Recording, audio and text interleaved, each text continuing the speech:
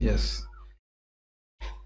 हम ये सब क्यों करना चाहते हैं? पहली बात ये, हम मैं व्यक्तिगत रूप से गोपियों को प्रसन्न करना चाहता हूँ।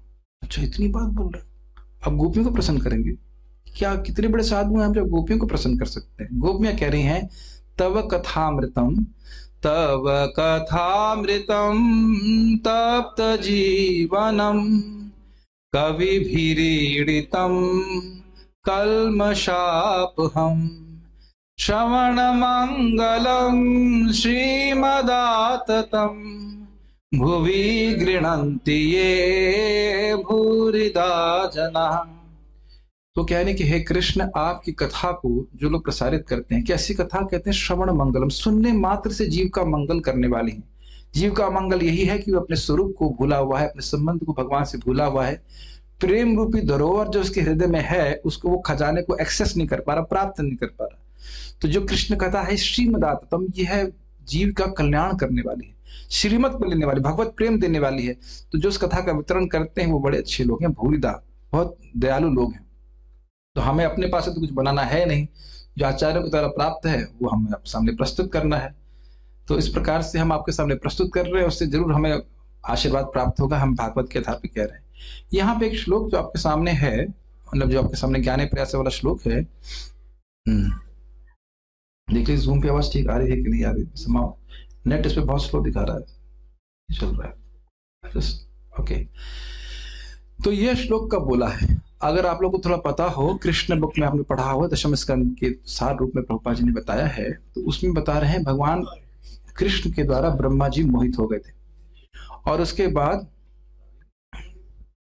ब्रह्मा जी मोहित हो गए थे, और उसके बाद वह 1 साल के बाद आते हैं। अजय में लीला हुई थी, अगासुर वाली लीला सुना हो शायद आपने। तो उसके बाद वह आते हैं और वह भगवान कृष्ण से प्रार्थना करते हैं। तो जो श्लोक आपके सामने है वह दशम स्कंद के 14वें अध्याय का 3रा श्लोक है। और उसके पहले ब्रह्मा जी कहते हैं कि भगवान, मैं समझ नहीं पा रहा हूं आपको, आप कितना सुख अपने अंदर अनुभव करते हैं, आपके ग्वाल बालक कितना सुख अनुभव करते हैं आपके संग खेल करके, इत्यादि इत्यादि बहुत सारी बातें करते हैं। तो अब मान लो भगवान कृष्ण कहें कि अरे भाई, मुझको जान के ही तो व्यक्ति मुक्त होता है, आप कह रहे हो मुझे समझ नहीं पा रहे हो। जब आप ब्रह्मा जी होकर मुझे नहीं समझ पा रहे हैं, तो बाकी लोग तो मुझे नहीं समझ पाएंगे। समझ रहे ना? ब्रह्मा जी कह रहे हैं मैं आपको नहीं समझ पा रहा हूं, तो जब ब्रह्मा जी नहीं समझ पा रहे हैं तो हम जैसे अज्ञ लोग कैसे समझेंगे? और मुझको समझेंगे नहीं तो मुक्त कैसे होंगे? तो इस पे श्लोक बोल रहे हैं। लिंक समझ में आ रहा है? जो व्यक्ति भगवान के बारे में बहुत नहीं जानता है वो मुक्त कैसे होगा? तो उसके ऊपर आप देखिए, और केवल कृष्ण कथा का श्रवण करके ही वही बड़ी आसानी से मुक्ति प्राप्त कर सकता है। वैसे मुक्ति प्राप्त करने के लिए नहीं, भगवत प्रेम प्राप्त हो जाता है, भगवान को जीत लेगा, यह इस श्लोक के द्वारा हम सीखेंगे। एक और इसके पीछे मैं बताना चाहता हूं, क्यों मैं चर्चा कर रहा हूं ये। श्रीपाद रामानंद राय चैतन्य महाप्रभु, आप जानते हो भगवान कृष्ण के अवतार हुए, उनसे महाप्रभु रामानंद राय जी से पूछ रहे हैं कि जीवन का साधन क्या है और साध्य क्या है, जीवन का लक्ष्य क्या है, उसे प्राप्त करने का सर्वश्रेष्ठ साधन क्या है। साधन और साध्य समझ रहे हैं? जैसे कि हमें यहाँ पे आज आना था प्रोग्राम के लिए, तो ये हमारा इस समय का साध्य हो गया, गोल हो गया, और उसके लिए हमने टवेरा या कोई कार पकड़ी, हो गया साधन। समझ रहे हैं? साधन और साध्य, गोल और मीन्स। तो कह रहे, तो बहुत सारी बात हुई, वर्णाश्रम की बात हुई, कहते ना ये सब बाह्य है, सब नहीं है। तो जब इन्होंने यह श्लोक बोला कि भगवान के बारे में बड़ी विनीत भाव से श्रवण करना, तो महाप्रभु ने कहा ये तो है। भगवान कृष्ण स्वयं चैतन्य महाप्रभु के रूप में आकर अनुमोदन कर रहे हैं कि ये श्लोक को अपने जीवन में जो उतारेगा वो स्वयं कृष्ण की प्राप्ति कर लेगा। तो आपको लगता है श्लोक महत्वपूर्ण है? भगवान की प्राप्ति कराने वाला फॉर्मूला ब्रह्मा जी बता रहे हैं, और इस पर हम काफी कुछ कहेंगे। क्लास आज छोटी नहीं करेंगे, 8:30 तक सुनने के लिए तैयार हैं आप लोग? हम 15 दिन में एक क्लास करेंगे यहाँ पे, 8:30 तक। बच्चों को तो 6 घंटा पढ़ाते हैं आप लोग, नहीं पीट पीट करके। क्यों बच्चे बेटा, कितनी देर पढ़ते हो स्कूल में? पीछे बच्ची जो बैठी, कितने घंटे पढ़ते हो बेटा? स्कूल कितनी देर के लिए जाते हो? जहाँ सभी जानते हैं 5 घंटे 6 घंटे रोज पढ़ते हो। छोटा बच्चा है ना, और बड़ा बैग लेकर स्कूल ले जा रहे, फिर भी ऑनलाइन क्लास तो होती है। और यहाँ तो आपके पीछे आप लोग तो कोई बैग भी लेके नहीं आए, बैग लेके आए बस्ता भर के लेके आए, वो भी नहीं है। केवल कथा सुनिए, ध्यानपूर्वक सुनिए, कुछ बातें समझ में नहीं भी आएंगे तो भी चलेगा। भागवत की कथा केवल कान में स्पर्श करने मात्र से, ज्यादा बोल गया, केवल सुनने की इच्छा मात्र से भगवान हृदय में जाते हैं। इसकी व्याख्या हम लोग की है 3 दिन, तो सब आप लोग को ऑनलाइन अवेलेबल, आप सुन सकते हैं। अब हम लोग शुरू करते हैं श्लोक। मेरे पीछे बोली, ओम नमो भगवते वासुदेवाय, ओम नमो भगवते वासुदेवाय, ओम नमो भगवते वासुदेवाय। नारायणं नमस्कृत्य नरं चैव नरोत्तमं देवीं सरस्वतीं व्यासं ततो जयमुदीरयेत्। नष्टप्रायेषु भद्रेषु नित्यं भागवत सेवया भगवती उत्तमा श्लोके भक्तिर्भवति नैष्ठिकी। मेरे पीछे आप लोग बोलिए, हम कुछ समय आवर्ती करेंगे। ज्ञाने प्रयासमुदपास्य नमन्त एव,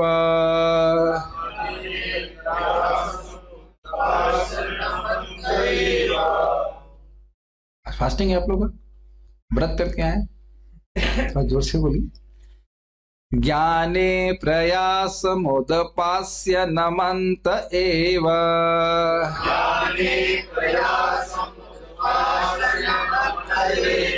जीवन्ति सन्मुखरितां भवदीयवार्ताम्।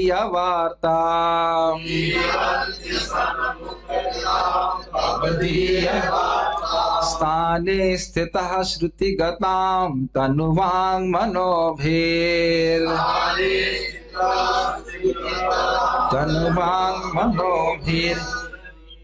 ये प्रायशो जितोऽप्यसितैस्त्रिलोक्याम्।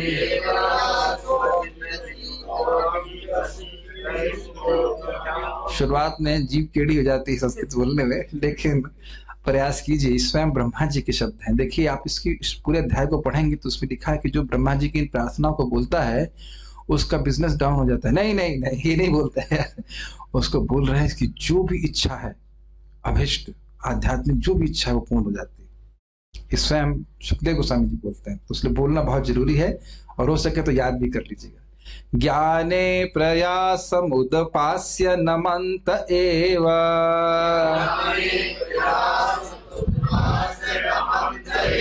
जीवन्ति सन्मुखरितां भवदीयवार्ताम्।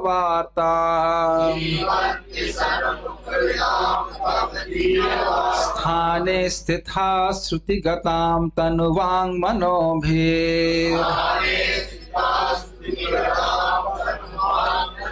ये प्रायशो जितोऽप्यसितैस्त्रिलोक्याम्।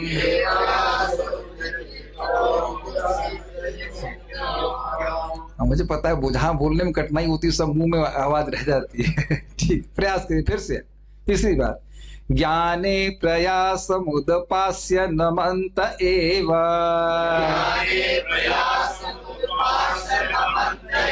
जीवन्ति सन्मुखरितां भवदीयवार्ताम्।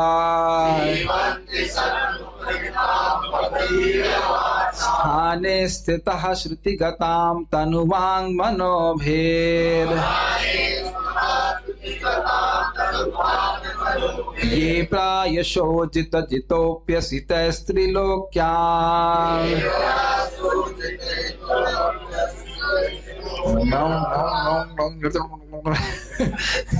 अरे भाई, स्पष्टोच्चारण होना चाहिए, है कि नहीं? प्रयास कीजिए एक और बार, छोड़ूंगा नहीं। अरे प्रभु जी नहीं छोड़ेंगे नहीं। ABCD सीखते रहे, सीखना पड़ेगा बिल्कुल। ज्ञाने प्रयासमुदपास्य नमन्त एव,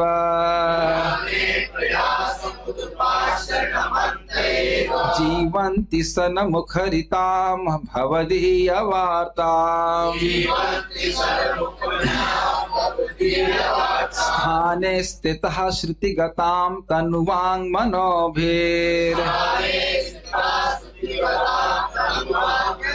ये प्रायशः जितोऽप्यसितैस्त्रिलोक्याम्।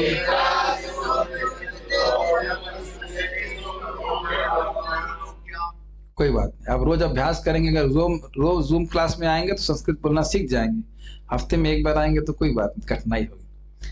मेरे पीछे शब्दार्थ बोलिए। ज्ञाने, ज्ञान के लिए, प्रयासम, प्रयास, उदपास्य, त्याग कर, नमन्तः, नमस्कार करते हुए, एवं, केवल, जीवंती जीवित रहते हैं। सतमुखरिताम शुद्ध भक्तों द्वारा उच्चारित भवदीय वार्ताम आपकी कथा स्थाने अपने भौतिक स्थान में स्थिता स्थित रहकर श्रुतिगताम सुन करके प्राप्त तनो अपने शरीर द्वारा वाक शब्द मनोभी तथा मन के द्वारा ये जो प्रायशः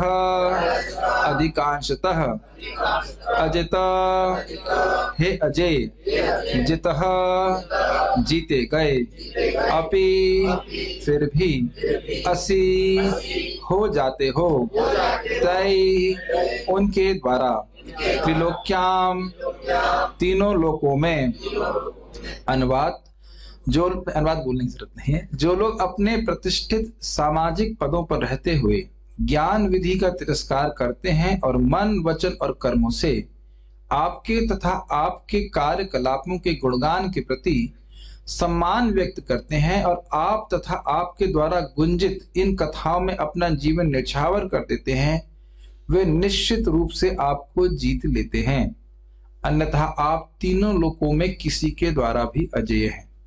तो आपको प्रमाणिक रूप से बात समझ में आ रही है। भगवान को जीतना संभव नहीं है तीनों लोकों में किसी के द्वारा। ये समझ में आ रहा है, कहीं कठिनाई नहीं है, कोई नहीं जीत सकता ना, कभी भगवान किसी से हारे नहीं है। और इसीलिए बोल रहे हैं प्रायशः, ऐसा कोई नहीं हुआ जो भगवान को जीत लिया। लेकिन जो व्यक्ति भगवान की कथा को नियमित रूप से श्रवण करता है भक्तों के संग में आकर के, तो ऐसे व्यक्ति प्रायः जीत ही लेते हैं भगवान। भगवान अजित हैं, प्रायः अजित हैं, लेकिन उन भक्तों के द्वारा जो मन वचन कर्म से कृष्ण कथा का सम्मान करते हैं, उनके द्वारा भगवान जीत लिए जाते हैं। हाँ, आप लोग अगर हम लोग इसमें रुचि रखते हैं कि मुझे भगवान को जीतना है, तब तो यह श्लोक प्रासंगिक लगेगा, और नहीं जीतना है तो फिर हम कुछ नहीं कह सकते। लेकिन इसका अर्थ समझते हैं, जीतने का मतलब भगवान उस भक्त के द्वारा नियंत्रित हो जाते हैं, उसके प्रेम के द्वारा। और समझना होगा, भक्त भगवान के द्वारा जीत लिया जाता है और भगवान भक्त के द्वारा जीत लिए जाते हैं। उसका मन, उसकी वाणी, उसके कर्म कृष्ण कथा के लिए लगे हुए हैं, तो उसके लिए पास और कुछ अवकाश नहीं है, किसी और चीज को करने के लिए छुट्टी नहीं है। तो इधर भक्त जीत लिया गया, और जब भक्त जीत लेगा तो उधर से भगवान भी जीत ले जाते हैं, उसके हृदय से कभी जाते ही नहीं है। मेरी बातें यहां तक समझ में आ रही हैं? अब हम लोग जरा सा पहले श्लोक के शब्दों को देखते हैं। श्लोक दिख रहा है आप लोग यहाँ पे? यहाँ थोड़ा लाइट है। जिन लोगों के पास स्मार्टफोन है और ग्रुप में है वो देख सकते हैं। तो यहाँ पे शब्द है पहले, ज्ञाने प्रयासम उदपास्य। उदपास्य का अर्थ होता है त्याग कर, ज्ञान के प्रयास को त्यागते हुए। भगवान की शक्ति कितनी अधिक है उस विचार नहीं करते बहुत, परंतु उस प्रयास में नहीं लगते हैं कि कितने भगवान महान हैं, कितनी उनकी शक्ति का विस्तार है, उसको नापने का प्रयास नहीं कर रहा है, तो त्याग देता है। नमंत एव, और भगवान को नमस्कार करते हुए जीवंती जीता है। सन्मुखरितम भवदीय वार्ताम। सन का मतलब हुआ शुद्ध भक्त, और मुखर का मतलब होता है वाचाल, जो बहुत बोलता है। तो भगवान के भक्त प्रायः शांत रहते हैं, दुनिया की बात नहीं करते, लेकिन भगवान के बारे में जब बोलने का मौका आता है तो बहुत अधिक बोलते हैं। क्यों? क्योंकि भगवान का गुण उनके हृदय में प्रकाशित रहता है, भगवान की लीला कथा कहने में उनको सुख मिलता है। समझ में आ रहा है ये बात? मुखरितम। और किसके बारे में बोलते हैं? कह रहे हैं भवदीय वार्ता। भवदीय अर्थात आपकी वार्ता, आपकी कथा वो कहते रहते हैं। तो उनसे, उनके मुख से, मुखर मतलब बोलते ही रहते हैं भगवान के बारे में, तो कुछ कान में चला ही जा रहा है। तो जो सुनते रहते हैं, कथा बोलते रहते हैं भक्त, और ये सुक्ति सुनता रहता है। भले ही पढ़ नहीं पाए, कोई बोल रहा था कि हम पढ़ नहीं पाते, तो यहाँ कोई बात नहीं, पढ़ नहीं पाते तो सुनना तो सबको आता है ना। अगर कोई पढ़ा लिखा ना भी हो तो भी सुनता तो है, समझना तो सबको आता है। तो कह रहे हैं कि जो व्यक्ति सुन रहा है, भले पढ़ ना पाए, मैं ये नहीं कह रहा हूं कि पढ़ो मत, अगर पढ़ नहीं पा रहा है तो कम से कम भक्तों के मुख से जो बोला जा रहा है वह तो श्रवण करे। तो भगवान के बारे में सुन रहा है तो कहें प्रभु जी हम तो अब घर तो नहीं छोड़ सकते, भक्तों से कैसे सुनेंगे? तो कह रहे स्थाने स्थिता, अपने स्थान में, बहुत सारे अर्थ हैं, अपने स्थान में स्थित होकर भगवान के बारे में सुने या भक्तों के स्थान में स्थित होकर भगवान के बारे में सुने? तो प्रभु जी दोनों बात तो संभव नहीं है। आप कहो कि घर में भी रह लें और हम भक्तों के पास भी रह लें, ऐसे कैसे हो सकता है? ऐसे हो सकता है क्या? हो सकता है। दो तरीके से हो सकता है कि भक्त अपने को विस्तार कर लें और आपके पास आ जाए सुनाने के लिए कथा, या आप अपने आप को विस्तार कर लीजिए और आप भक्तों के पास सुनने आ जाइए। विस्तार समझ रहे हैं? बैठे यहां पे हैं लेकिन कहीं और भी जाके पहुंच जाए, इसे विस्तार कहते हैं। भगवान करते हैं ना अपने आप को विस्तारित। जैसे राधा श्याम सुंदर वृंदावन में है तो यहाँ भी अपने आप को विस्तारित की है ना। राधा क्या नाम है? राधा श्याम सुंदर के रूप में।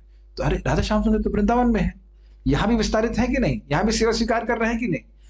तो अगर साधुओं के पास प्रभु जी ये ट्रिक होती कि हमको घर बैठे ही सुना देती तो हम बड़ा अच्छा फायदा होता है।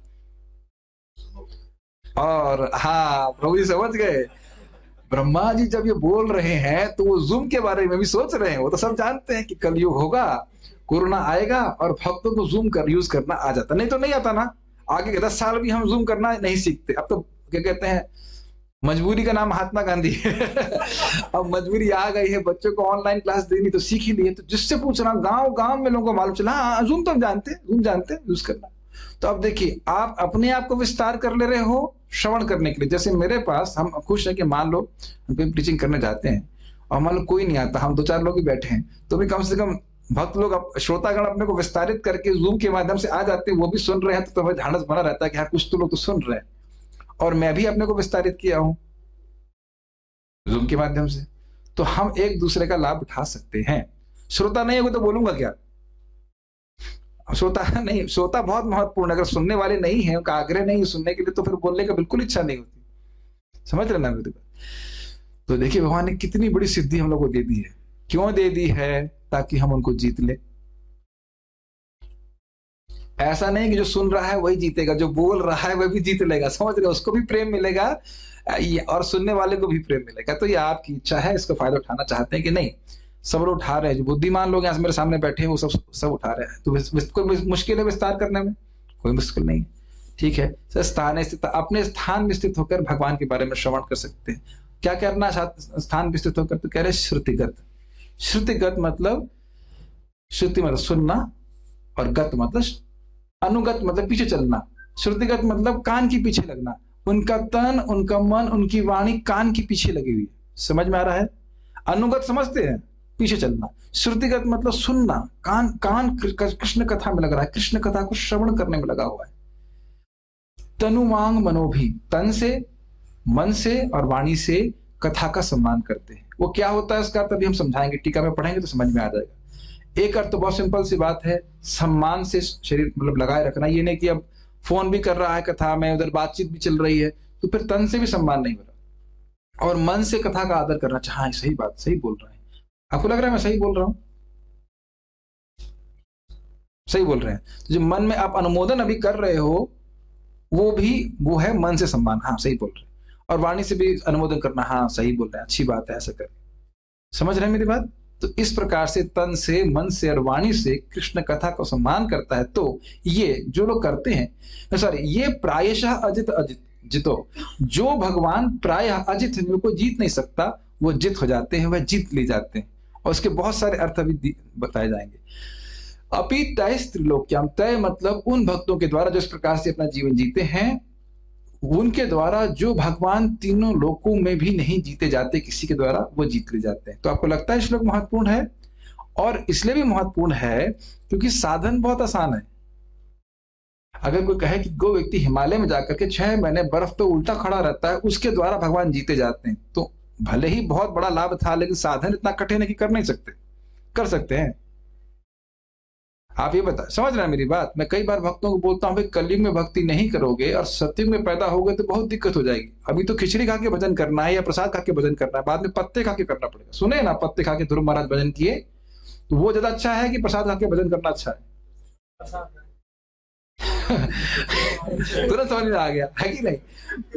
अभी तो आप खाली पत्ते यानी साग जो है खिचड़ी में डाल रहे हैं, पालक, और वहां पत्ते खा के भजन करना पड़ेगा।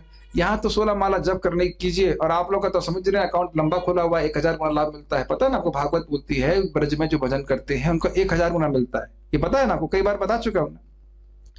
तो 16 माला सुबह आप कीजिए, 16,000 हो जाएगा, फटाफट 1,000 की स्पीड से भगवान की तरफ भागेंगे आप।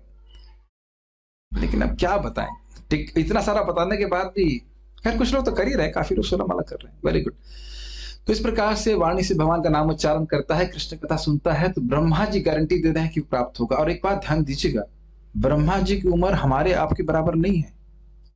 कुछ कुछ याद हो तो 14 मनवंतर के उनका एक दिन होता है। बहुत गंभीरता से सुनिएगा बात।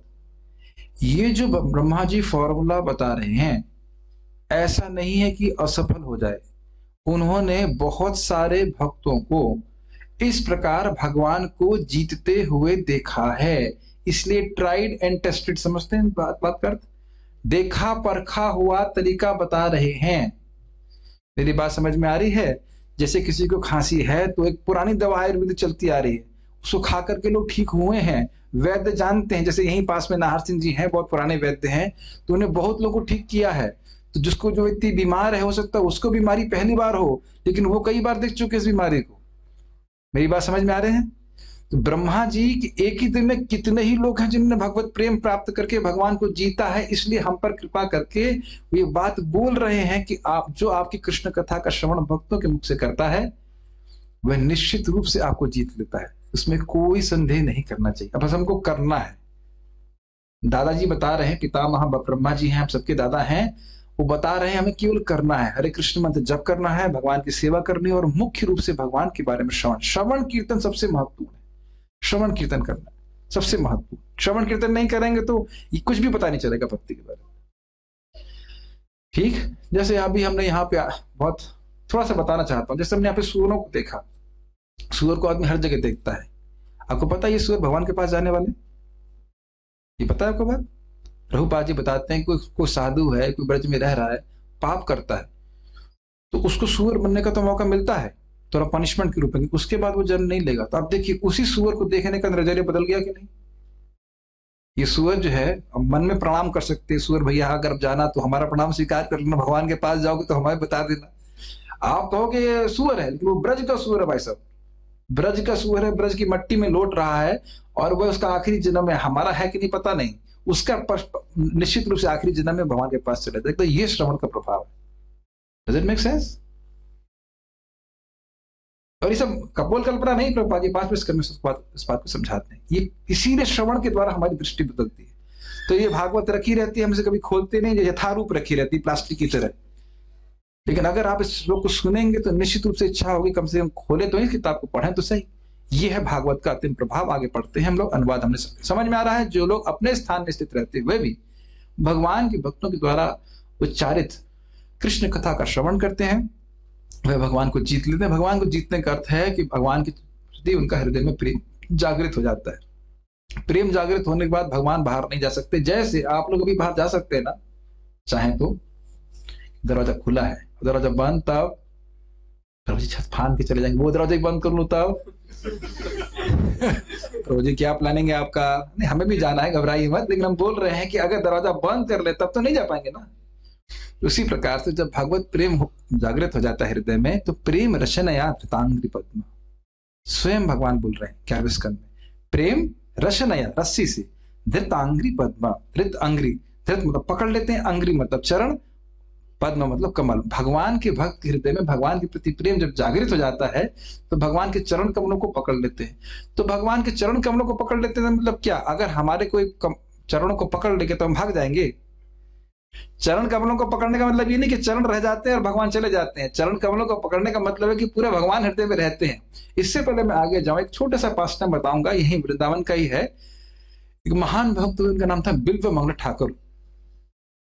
प्रभु जी आज कितनी लंबी क्लास करने वाले हो? पहले हर हफ्ते क्लास होती थी, घंटा घंटा, तो 2 घंटा होने चाहिए ना।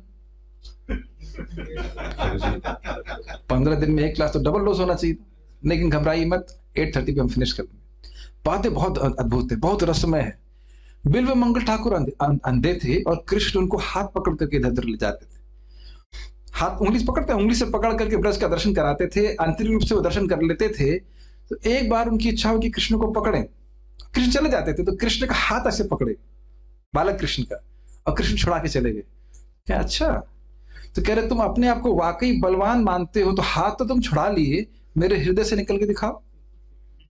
और ये भागवत में लिखा हुआ है, धौतात्मा पुरुषा पादम एकम न मुंचति। भागवत सुनकर नाम जप करके जिसका हृदय शुद्ध हो गया है, उसके हृदय से कृष्ण एक क्षण के लिए भी नहीं हटते। होता है ना, कुछ किराएदार तो निकलते ही नहीं घर से, तो कृष्ण तो मकान मालिक है, कभी निकलेंगे ही नहीं।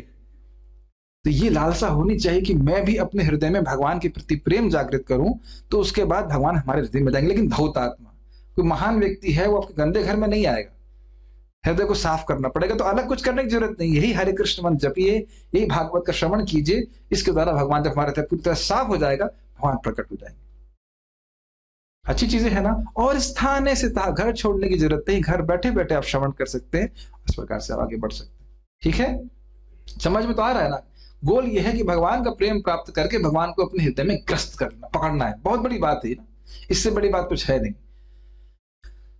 तो हमने आपको बताया था कि लिंक ये है कि भाई ब्रह्मा जी से मान लो भगवान पूछे कि अरे तुम कह रहे हो पिछले श्लोक में कि मैं आपको समझ नहीं पा रहा हूं, आप जब आप नहीं समझ पा रहे हैं तो फिर तो कोई समझ नहीं पाएगा, तो मुझे जाने बिना तो मुक्ति होती नहीं है, मुक्त कैसे होगा जीव। तो उस पे ये श्लोक कह रहे हैं, तो कह रहे हैं कि जो भक्त हैं वो इस ज्ञान के प्रयास को कि मुक्त कैसे होंगे, निर्विशेष ब्रह्म क्या है, इस बहुत दूर त्यागते हुए भक्तों के निवास स्थान में रहते हैं। अब उसको प्रैक्टिकल में हम समझा चुके हैं कैसे आप निवास स्थान पे रह सकते हो। वृंदावन ना आ सके आप ऑनलाइन सुन सकते हैं, और अगर वृंदावन में आकर श्रवण कर सके बहुत अच्छी बात। ठीक है, उसके बाद वो कह रहे हैं कि भक्तों का तो ये स्वभाव ही होता है, हम टीका बोलते जा रहे हैं, समझा रहे हैं, भक्तों का स्वभाव होता है कि वे भगवान के बारे में ही बोलते हैं। जब भी इकट्ठे होंगे, कृष्ण की कथा चर्चा होगी, तो जो व्यक्ति इस जो कथा भक्तों के मुख से प्रकट हो रही है उसको कान से धारण करता है और तन से, वाणी से और मन से कथा का सत्कार करते हुए जीवित रहता है, तो हे अजित, हे अजित मतलब हे भगवान विष्णु, हे कृष्ण, आप जो काल के द्वारा जीते नहीं जाते, भूतकाल, वर्तमान और भविष्य काल तीनों में भगवान रहते हैं कि नहीं रहते? क्या हम लोग काल के द्वारा जीते जाते हैं कि नहीं जीते जाते? हर व्यक्ति काल के द्वारा जीत रहा है। कालोस्मि लोग क्षयकृत प्रवृत्त हो, काल के रूप में भगवान सभी का क्षय कर रहे हैं, सब कुछ छीनने वाले हैं कि नहीं? कर्मों के द्वारा हम ध्वस्त हो रहे कि नहीं हो रहे? तो भगवान कह रहे हैं जो काल और कर्म सबको हराने वाले हैं, तीनों लोकों में वही स्थिति है ना, तीनों लोकों में काल सबको हरा रहा है। ब्रह्मा जी भी काल से डरते हैं और कर्म व्यक्ति को हरा रहा है, लेकिन आप काल और कर्म के द्वारा जीते नहीं जाते। ये अजित का एक अर्थ है, बहुत सारे अर्थ बताऊंगा मैं मतलब आचार्यगण बता रहे हैं। तो काल और कर्म ये तीनों लोकों में सबको जीता है, लेकिन भगवान आपको नहीं जीता है। तो ऐसे भगवान को भी ये व्यक्ति जो कृष्ण कथा श्रवण कर रहा है वह जीत लेता है। तो ये अजित का एक अर्थ समझ में आया, जो काल और कर्म के द्वारा कभी जीते नहीं जाते और जो काल और कर्म सभी को जीते हुए हैं, उन भगवान को वह व्यक्ति जो कृष्ण कथा का श्रवण कर रहा है वो जीत लेता है। जीतने का अर्थ है उसके हृदय में भगवान स्फुरित हो जाते हैं। कठिन हो रहा है, समझ में आ रहा है? ठीक है। और उसके बाद कहते हैं कि आप भगवान धर्म, अर्थ, काम और मोक्ष ये सब कुछ देने वाले हैं। तो जब भगवान ऐसे भक्त पे प्रसन्न हो जाएं तो उसको स्वाभाविक ज्ञान दे दें, उसमें कौन सी बड़ी बात है। जैसे अगर आप चौथा स्कंद पढ़ेंगे, पहले आपको पुस्तक लेनी पड़ेगी और उसके बाद आप पढ़ेंगे तो आप देखेंगे कि जब ध्रुव महाराज के सामने भगवान आ गए तो भगवान ने अपना शंख ध्रुव महाराज को स्पर्श कराया उनके सर के ऊपर, और तुरंत ही 5 साल का बच्चा सारे वेद के सार रूपी जो कह सकते हैं प्रार्थनाएं हैं वो बोलने लग गए। तो भगवान जिस पे प्रसन्न होते हैं उसके हृदय में सारा ज्ञान अपने आप ही नष्ट हो जाता है। तो अलग से ज्ञान के प्रयास करने की आवश्यकता कुछ भी नहीं। समझ में आ रहा है? केवल भगवान के बारे में श्रवण करना है भक्तों के द्वारा, व्यक्ति भगवान स्वयं ही हृदय का ज्ञान नष्ट कर देंगे। इसलिए ज्ञान प्रयास करने की क्या जरूरत है? नहीं समझ में आ रहा है? देखिए, अगर आप नियमित रूप से कथा सुनेंगे तो ये बातें आपको समझने में थोड़ा आसान होंगी। हफ्ते में एक बार सुनेंगे तो थोड़ा सा कठिनाई होगी, और 9 महीने में एक बार सुनेंगे तो बहुत भी कठिनाई होगी। ठीक है कि नहीं? ठीक है ना। अब वो कह रहे हैं किस प्रकार से सम्मान करेंगे। बहुत आसान है, कोई मुश्किल नहीं। कैसे हम तन से सम्मान करते हैं, तन मतलब शरीर से, तो कह रहे हैं कथा में सावधानी से बैठकर श्रवण करना ये तन का सम्मान है। समझ रहे हैं? कभी एक लड़का नया जवान गया, वो ऐसे बैठा होता मेरी क्लास में, हमने कहा क्रिकेट देखने आया हो क्या? ये वो तरीका है कथा में बैठने का? मैंने कहा भाई आपको कठिनाई है बैठने में तो कुर्सी पे बैठ जाइए। आपने देखा है तो कथा में बैठने का एक प्रोटोकॉल होता है, एक तरीका होता है कि व्यक्ति ठीक से बैठता है। कुछ भक्त लोग जो जूम पे आ रहे हैं, मैंने देखा कि वो मेरी तरफ पांव करके कथा सुन रहे हैं। मैं नाम नहीं रख रहा हूं, यहाँ पे कोई भक्त नहीं है, लेकिन मैंने देखा एक बार, ये उचित नहीं है, बिल्कुल भी उचित नहीं है, बहुत बहुत अधिक अपराध है। अब अभी इस समय सब लोग मेरी तरफ पांव रख करके कथा करेंगे तो फिर मैं भी अपना पांव बढ़ा दूं कहीं और। तो ये मत सोचिए कि ऑनलाइन सुन रहे हैं तो वहां पे आप सम्मान नहीं करेंगे। Does it make sense? ये स्पेशली कथा सुनते में सब चाय नहीं पी सकते, चाय भी चल रही है और कथा भी चल रही है, ऐसा नहीं। ऑनलाइन भी सुन रहे हैं तो बड़ी गंभीरता से, नहीं चिप्स भी खा रहे हैं और कथा भी सुन रहे हैं। वो 7 से 8 के समय को कथा के लिए रखना चाहिए। रोज हम वीडियो ऑफ करेंगे। अरे भाई मेरा वीडियो ऑफ कर दोगे, भगवान का वीडियो भी ऑफ कर दोगे? भगवान देख रहे हैं, भगवान देख रहे हैं ना किस प्रकार से सम्मान कर रहा है। ये बहुत इंपॉर्टेंट है, ठीक है। एक और बात एक और बात बताना भूल गया। आप ही लोगों के लिए पैकेज नहीं, आपके बच्चों के लिए भी पैकेज है, आपके लिए भी पैकेज है। मेरे लिए क्या पैकेज है? हमारे भक्त लोग हैं, बहुत अच्छे डिवोटी हैं, सो बढ़िया से माला करने वाले हैं, वो भी भागवतम की कथाओं को किड्स जोन में 5:30 से 6:30 में शुरू किए हैं। जूम पे एक और लिंक आएगा, उसमें आप जुड़ सकते हैं, बच्चे लोग भी सीख सकते हैं। तो बच्चे लोग भी भगवान को जीते, केवल पिताजी जीतेंगे, माताजी जीतेंगे, या भगवान के बच्चे बच्चे भी जीतेंगे? बच्चे भी जीते, क्या दिक्कत है? तो वह भी अभी आज कल वो एक भक्त कथा कहेंगे, एफ से ABCD सिखा रहे हैं। तो अभी एफ पे, एफ मतलब फिश विद 4 हैंड्स, मत्स्य अवतार। ठीक है। ई फॉर, एफ के बाद जी आता है। जी मीन्स गोलोक वृंदावन एंड गौरांग। किस प्रकार से गौरांग महाप्रभु गोलोक वृंदावन लेके जाएंगे, बहुत सुंदर तरीके से। जितना मैं पढ़ा रहा हूँ थोड़ा बहुत, मैं तो बहुत अच्छे से नहीं पढ़ा पाता, उससे अच्छा पढ़ाने वाले स्टूडेंट से मुझे बड़ा गर्व है। तो बच्चों को इस प्रकार से आप सिखा सकते हैं, बचपन से भगवान को जीते, क्या दिक्कत है? भागवत की शिक्षाएं प्राप्त होंगी तो उसमें आप बच्चे को आप लेके आ सकते हैं। तो तन से सम्मान करने का समझ में आया, सावधानी पूर्वक सुनना। जैसे मान लीजिए कि क्लास 7 बजे हो रही तो 9 बजे तक जरूर आ जाना। एक बार एक माता जी मेरे को व्हाट्सएप में मैसेज करी, प्रभु जी क्लास कितने बजे होती है? हमने कहा 7 बजे से। अभी तो क्लास नहीं हो रही है, मैं 9:15 बजे ज्वाइन करी है। सही में मैसेज करी, इसमें कहा इसमें क्लास लिखी है 7 से 9। हमने कहा माता जी 7 से 9 की क्लास में 8:45 पे आएंगी। बताइए, तो ये सम्मान नहीं होता है। सम्मान का मतलब है कि 7 बजे क्लास से कम 5 मिनट पहले पहुंचे, श्रवण करें, ठीक है? ये सम्मान कहलाता है। ये नहीं जैसे पिक्चर देखने आ रहे हैं, क्रिकेट देखना चल रहा, कितनी बॉल गिर गई, ऐसा नहीं होता है। It's not like that. तो सम्मान का समझ रहे हैं, बड़े ध्यान पूर्वक सुने, ठीक है। उसके बाद वाणी से कैसे सम्मान कर रहे हैं? कहते हैं प्रश्न और स्तुति आदि के द्वारा कथा का वाणी से सम्मान करते हैं।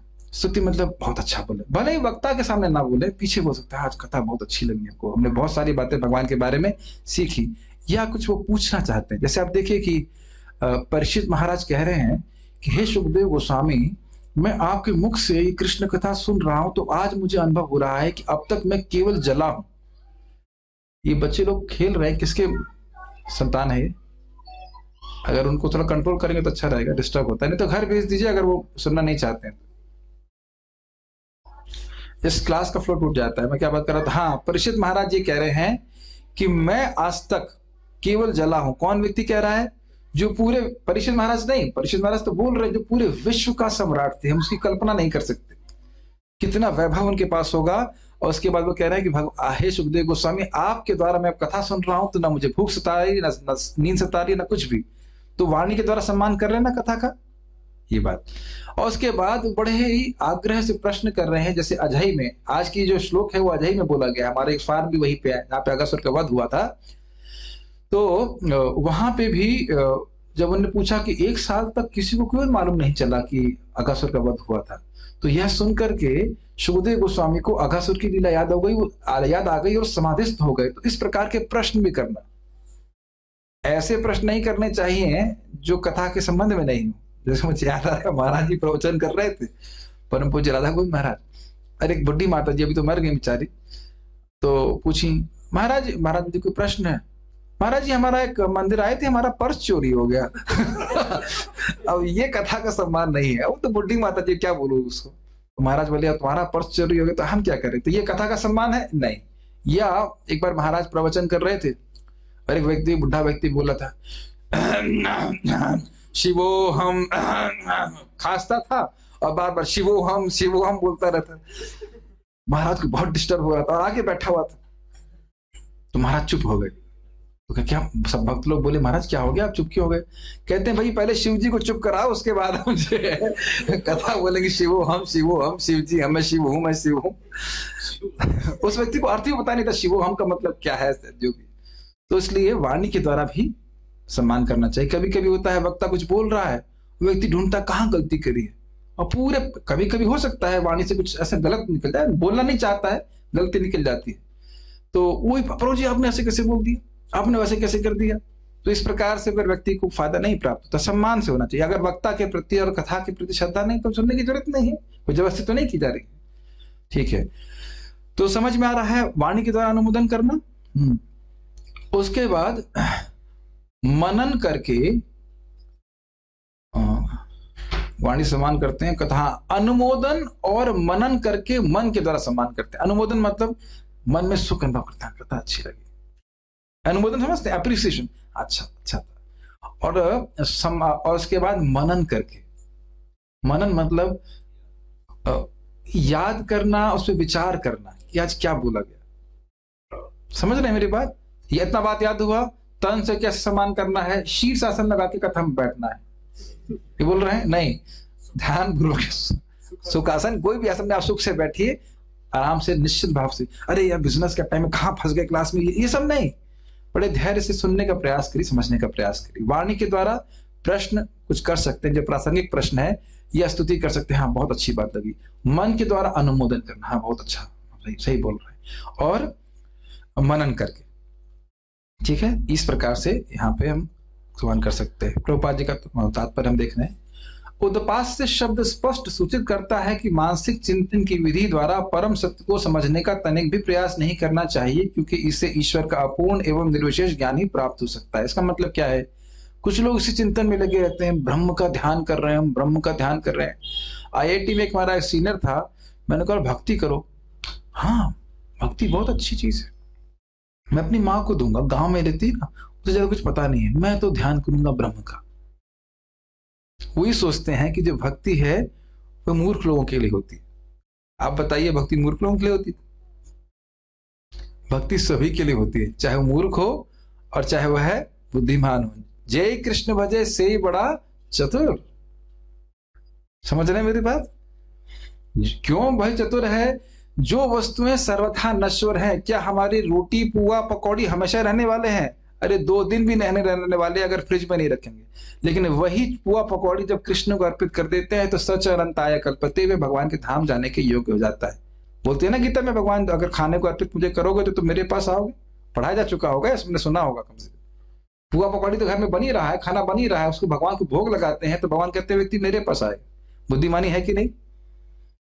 बोल तो रहे हैं, कान से दिन भर सुन ही रहे हैं। यहाँ अगर हम कान को भगवान की सेवा कथा में लगा देंगे तो भगवान के पास चले जाएंगे। बुद्धिमानी है कि नहीं? तो भक्ति करने वाला सबसे अधिक बुद्धिमान व्यक्ति है। तो बुद्धिमान व्यक्ति कम इन्वेस्ट करके, कम निवेशित करके बहुत बड़ा रिटर्न प्राप्त करना चाहिए। यही तो बुद्धिमानी है। जिस निर्विशेष ब्रह्म के ध्यान करने के लिए कि भाई ब्रह्म ज्योति में ध्यान करें।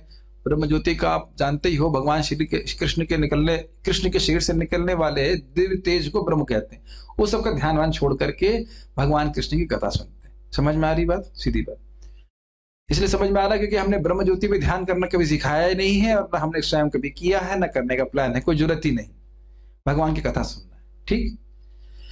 जीवंती शब्द इसका द्योतक है कि जो भक्त कृष्ण का सदैव श्रवण करता है वह भगवत धाम जाता है, भले ही वह कुछ भी ना करे और केवल भगवान विषय कथा ही सुनता रहे। बहुत ही सुंदर बात है। कोई कहे कि अरे भाई अगर कृष्ण कथा सुन रहा है, मान लो वह अपनी नौकरी में या अपने बिजनेस में बहुत सफल नहीं हो पाया, मतलब मान लीजिए कि उस जगत में कोई भौतिक रूप से बहुत सफल व्यक्ति नहीं बन पाया, तो कह रहे हैं अगर वह कुछ भी नहीं कर सका, यहां तक कि भक्ति के और साधन भी नहीं कर सका, केवल इस श्रवण कीर्तन में संलग्न हो पाया, तो वह आराम से भगवान के धाम पहुंच जाएगा। इसको पद्म पुराण में लिखा है, बहुत ध्यान पूर्वक सुनिए। सर्वधर्मो जितः विष्णु नाम मात्रैक जल्प कह, सारे धर्मों को जो त्याग करके केवल भगवान विष्णु का नाम जल्प बोलता है, हरे कृष्णा कृष्णा कृष्णा हरे हरे, हरे राम राम राम हरे, बोल रहा है, केवल बोल रहा है। एकदम स्पष्ट पद्म पुराण का श्लोक है। सुखे न यान्ति, बड़े सुख से भगवान के धाम चला जाता है। ना तो सर्वैक धार्मिक, ना कि वह व्यक्ति जो सारे धर्म किया और भगवान की भक्ति नहीं किया, भगवान का नाम जप नहीं किया। समझ में आ रही बात? जप कर रहा है, जपने वही संसिद्ध्यात्, ये मनु संहिता का है, केवल जप के द्वारा, भगवान का नाम उच्चारण के द्वारा एक ब्राह्मण भक्त चाहे वह कुछ करे, कुर्याद अपि व न कुर्याद, और कुछ कर पाए या न कर पाए, वह सिद्धि को प्राप्त हो जाएगा। जपने वही संसिद्ध्यात्, जप के द्वारा, भगवान के नाम के द्वारा। तो भगवान के नाम के द्वारा, कृष्ण कथा के द्वारा व्यक्ति पूर्ण रूप से सिद्ध हो जाएगा, भगवत प्रेम को प्राप्त हो जाएगा। देखने कितनी शक्तिशाली बात है। और आप भगवान की सेवा करें तो बहुत अच्छी बात, तो करेंगे ही, जब श्रवण कीर्तन करेंगे तो भगवान की सेवा भी करेंगे। और लेकिन ये सेवा अपने आप में इतनी परिपूर्ण है कि यह स्वयं कृष्ण प्रेम देने में पूरी तरह समर्थ है। कौन सी सेवा? कृष्ण के बारे में बोलना, कृष्ण के बारे में श्रवण करना। एक भक्त बोल रहे थे, हम श्रवण में हमको बहुत अच्छा लगता है, हम तो पढ़ नहीं पाते हैं। तो अब भैया, अगर श्रवण में अच्छा लग रहा है तो आपका टिकट कंफर्म्ड, RAC भी नहीं है, कंफर्म टिकट है। क्या मैं टिकट कंफर्म कर रहा हूं? ब्रह्मा जी बता। देखिए, यहाँ पे आपको धोखा देने के लिए हम यहाँ नहीं बैठे, ना अपने संग हम धोखा करना चाहते, ना आपके संग, किसी के संग नहीं, और ना ब्रह्मा जी यहाँ धोखा करने के लिए बैठे। वो सबसे बढ़िया TT है। हाँ, आपकी बर्थ वहां है, आपकी बर्थ यहाँ पहुंच जाए सब। तो एलोकेट कर रहे हैं कि जो व्यक्ति भगवान के बारे में श्रवण करेगा वो निश्चित रूप से पहुंच जाएगा। श्रवण किस तरह से करना है? सम्मान पूर्वक, ठीक है ना? वक्ता की ओर टांग दिखा करके श्रवण नहीं करना। श्रील सनातन गोस्वामी ने तनुवांग मनोभी, भागवत के शब्दों के बहुत सारे अर्थ होते हैं, तो उसको हम देखने का प्रयास कर रहे हैं। अब देखिए, अगर आप जूम पे होते तो आपको ये सब दिख भी रहा होता। दिखा सकते हैं? कोई पास जूम है? LED लगने वाली। अच्छा, LED लगने, वाह, वेरी गुड, तो अच्छी बात है, दिखा सकते हैं। श्रील सनातन गोस्वामी ने तनुवांग मनोभी शब्दों की व्याख्या 3 प्रकार से करी। यहाँ पे दिख रहे हैं आपको तनुवांग मनोभी, तीसरी लाइन के आखिरी शब्द है तन वांग मनोभी, तन, वाणी और मन से 3 प्रकार की व्याख्या है भक्तों के प्रसंग में कि वे मनसा वाचा कर्मणा भगवान कृष्ण को जीतने में समर्थ होते हैं। इस तरह कृष्ण भावनामृत में पूर्ण बनकर वे अपने हाथों से उनके चरण कमलों का स्पर्श कर सकते हैं, अपनी वाणी से उन्हें बुला सकते हैं और उनका चिंतन करके अपने मन के भीतर उनका प्रत्यक्ष दर्शन कर सकते हैं। इसका अर्थ समझ रहे हैं? कह रहे हैं कि जो भगवान किसी के हाथ की पहुंच से दूर है, शरीर से, जो भगवान किसी की वाणी की पहुंच से दूर है, जो भगवान किसी के भी मन की पहुंच से दूर है, जीते नहीं जाते हैं, उनको भक्त लोग स्पर्श कर पाते हैं, उनको पुकार पाते हैं, उनको अपने मन के द्वारा उनका स्मरण चिंतन कर सकते हैं।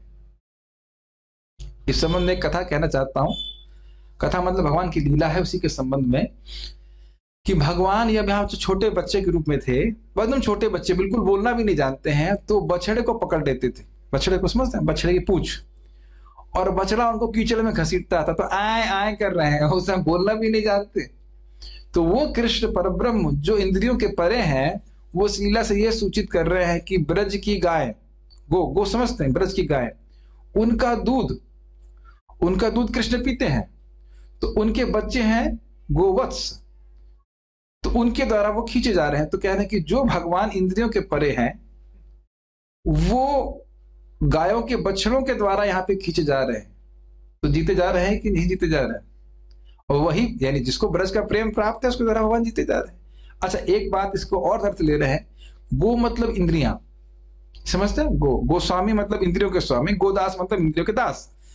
तो कह रहे हैं कि गो मतलब इंद्रियां, तो कह रहे हैं जो भक्त भगवान की सेवा करता है, उसके इंद्रियों के बच्चे भी मुझे घसीटते हैं, भगवान इस लीला से दिखा रहे हैं। इंद्रियों के द्वारा वो भक्त भगवान को प्राप्त कर ले, इसमें कौन से आश्चर्य की बात है? इंद्रियों के बच्चे भी भगवान को घसीटते हैं, वह भगवान जो इंद्रियों के सर्वथा परे हैं, अधोक्षज कहलाते। तो यहां हम देख रहे हैं कि भगवान को हाथ से छू सकेगा भक्त, भगवान को अपनी वाणी से पुकार सकेगा, जैसे जैसे भगवान के प्रति प्रेम बढ़ता है, और भगवान का चिंतन मनन कर सकता है। देखिए जरा उधर उधर जाइए, हिमालय में पहुंचते जरा। तो हिमालय में कैसे पहुंचे, बहुत ठंड लग रही है। हाँ, आपको मानसिक रूप से हिमालय ले जा रहे हैं।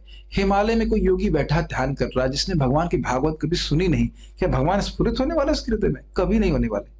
हजारों हजारों साल तक तपस्या करने के बाद भी भगवान के चिंतन भी नहीं हो पाता है। लेकिन ब्रज में देखिए भगवान भक्त बछड़े के द्वारा घसीटे जा रहे हैं, माता यशोदा उनको बांध रही है। क्या बांध रही है कि नहीं बांध रही है? दिखा रहे हैं ना भगवान की इस प्रकार से मैं जीता जाता हूं। तो केवल यशोदा माता के द्वारा जीते जा रहे हैं ऐसा नहीं, वो सबके द्वारा जीते जाना चाहते हैं। ऐसा नहीं है कि माता यशोदा के द्वारा ही जीते जाना चाहते हैं।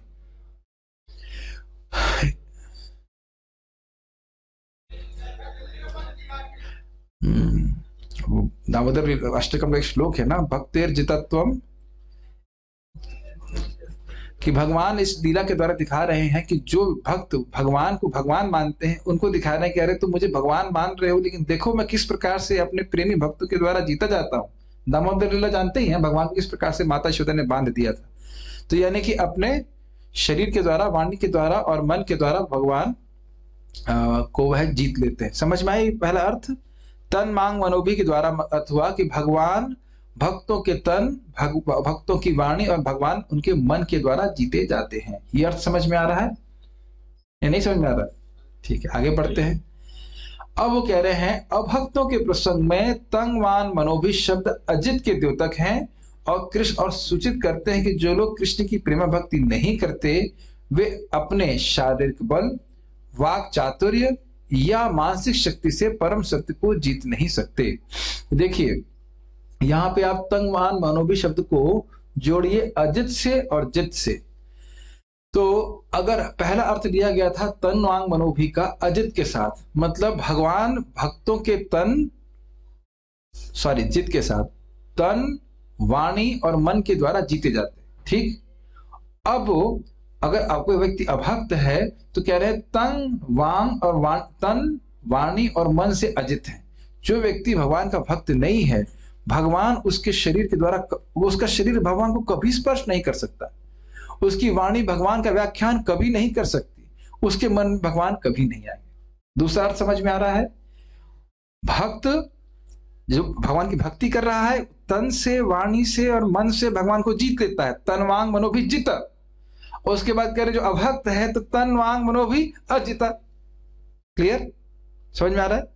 अब आप देख रहे हैं, पता नहीं आप लोगों को कैसा लग रहा है, अच्छा लग रहा है अर्थों को विचार करने में? तो आप देख रहे हैं कि भागवत के शब्दों को कितने अलग अलग अर्थ हैं, आप विचार कीजिएगा। देख सकते हैं हमारे ग्रुप में पहले श्लोक में हम लोग 17 दिन चर्चा की, 17 डेज, और उसमें मेरी कोई विद्वता नहीं है, मैं केवल आचार्य गणों की बातों को समझा रहा हूं। मैं अपनी बात कुछ नहीं बोल रहा हूं ना, अभी जो पढ़ रहे हैं वो सब समझा रहे हैं, जो पढ़ रहे हैं उसे समझा रहे हैं। इस प्रकार से आप अर्थों का आस्वादन कर सकते हैं भागवत का। तो दूसरा अर्थ समझ में आया अभक्तों के संबंध में। अच्छा, तीसरा अर्थ देखते हैं, कहां गए? हाँ, तो जित शब्द के प्रसंग में तनुवांग मनोभी शब्द यह सूचित करते हैं कि शुद्ध भक्तगण भगवान कृष्ण के तन, मन तथा वाणी को जीत लेते हैं। ये तीसरा अर्थ है। भगवान कृष्ण अपने शुद्ध भक्तों के पास रहने के कारण तन से जीत ले जाते हैं और अपने भक्तों का गुणगान करते रहने से वाणी से तथा अपने प्रिय भक्तों का निरंतर चिंतन करने से मन से जीत ले जाते हैं। ये तीसरा अर्थ समझ में आ रहा है? तीसरा अर्थ यह है तनवांग मनोभी जितः का अर्थ यह है कि भगवान का शरीर भक्तों के द्वारा जीता जाता है, भगवान की वाणी भक्तों के द्वारा जीती जाती है और भगवान का मन भक्तों के द्वारा जीता जाता है। समझ पा रहे हैं इस बात को? अब इसका अर्थ क्या है? मान लीजिए दो शत्रु हैं, शत्रु मतलब दो परस्पर युद्ध चल रहा है, और अगर हमने किसी के स्थान को जीत लिया तो क्या कहेंगे? इस पे हमारा कब्जा और हम वहीं रहेंगे। समझ में आ गया? जीतने का समझ रहे हैं ना? तो यहां पे कह रहे हैं कि भगवान के भक्त दोनों, और यहां ध्यान देना चाहिए, यहां युद्ध नहीं हो रहा है, यहां युद्ध नहीं हो रहा है। भक्त भगवान के द्वारा जीते जा रहे हैं और भगवान भक्त के द्वारा जीते जा रहे हैं। तो कैसे सीख रहे हैं? इधर देखिए, भगवान वहां रहना चाहते हैं जहां शुद्ध भक्त रहते हैं। नाहम तिष्ठामि वैकुंठे योगी नाम हृदयेषु व यत्र गायन्ति मद भक्ता तत्र तिष्ठामि नारद। हे नारद, मैं वैकुंठ में नहीं रहता, मैं योगियों के हृदय में नहीं रहता, वहां ढूंढने का प्रयास मत करो। जहां मेरे भक्त मेरा कीर्तन करते हैं, मेरा गुणगान करते हैं, तत्र तिष्ठामि नारदा। संस्कृत थोड़ा बहुत पढ़ेंगे। तिष्ठ का मतलब होता है बैठता हूं। बैठता नहीं, बैठने का मतलब बैठा ही रहता हूं, कथा चलती रहती है, बैठे रहते। तो क्या जो बैठने का मतलब शरीर से बैठते हैं कि नहीं बैठते? आप लोग शरीर लेके बैठे हैं कि कैसे बैठे हैं?